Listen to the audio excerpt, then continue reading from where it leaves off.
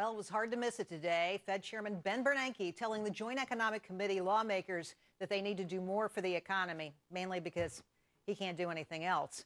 Painting a bleak economic picture, Bernanke also warned upcoming spending cuts could hold back a fragile recovery, that is.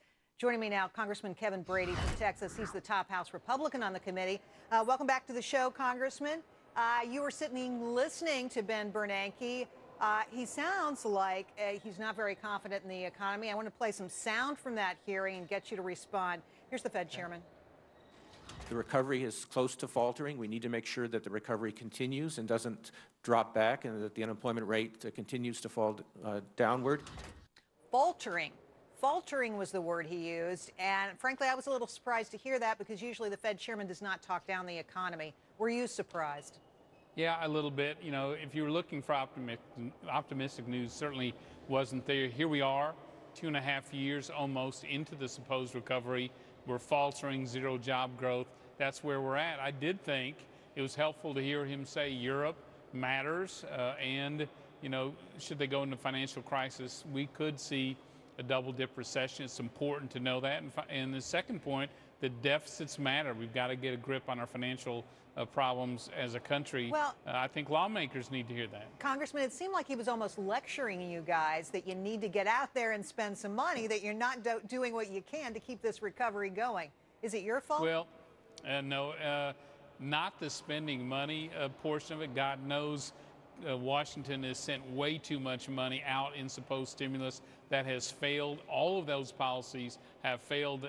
What I heard, part of this is that the monetary policy, the Fed, frankly, is out of ammunition. They should be. They're trying to do too much. It's Congress that needs to take tax increases off the table, needs to roll back, just balance these regulations, need to get our financial house in order. Right. So I don't mind them lecturing Congress to get their house in order.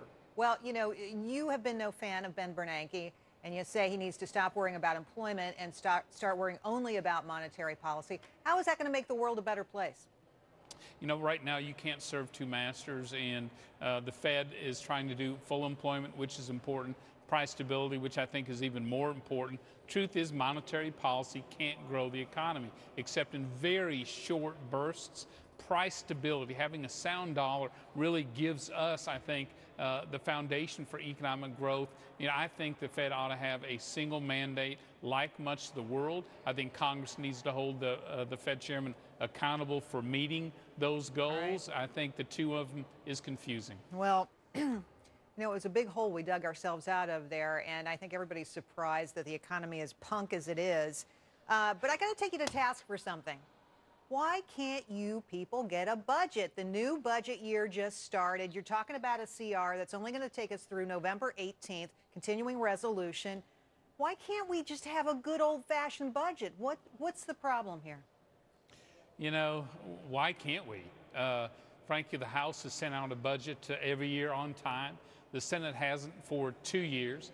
Appropriators struggle to finish all these bills by the end of the year. I know this year our appropriations chairman started very early, move bills to the floor, but getting them through the Senate into the White House seems to be impossible. I still think what we need to do is to end the threat of government shutdowns. We need to have a permanent, continuing resolution that funds the government at 90% of what the prior year was when Congress gridlocks. That way, when Congress doesn't do its job, it's taxpayers who benefit. But Congressman, doesn't that sort of lock us into what we did last year? I mean, you can't have a cut that's less than 10%, right?